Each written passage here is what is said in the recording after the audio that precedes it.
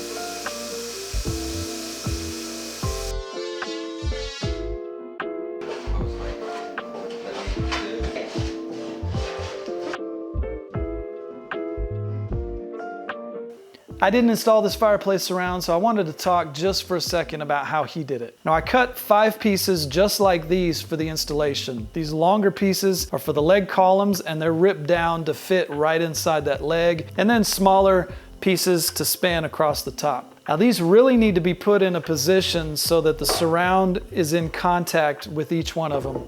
And one way to do that is to put the surround in position, make a mark right on the inside of that edge, and then take a scrap piece, line it up with that mark, make a mark on the outside. So now you have the thickness of that outer board. So then the cleat can be put into place on that mark and then secured to the wall. It's best to attach these to studs, but if there's no studs in the area, at least use drywall anchors. The fireplace surround is meant to stand on its own, but these cleats are gonna keep it from moving around, so they really need to be secure. Once this is attached and the surround is put into place, drive brad nails or finishing nails through the outside board and then the board that's on the inside into this piece. The top is done much the same way, except that you need to know where these pieces are once you put the surround into place and you can't see them anymore. Put a piece of masking tape across the top and then mark the outline of each one of these pieces, and then once the surround is in place, go off those reference marks and drive brad nails or finishing nails into the top.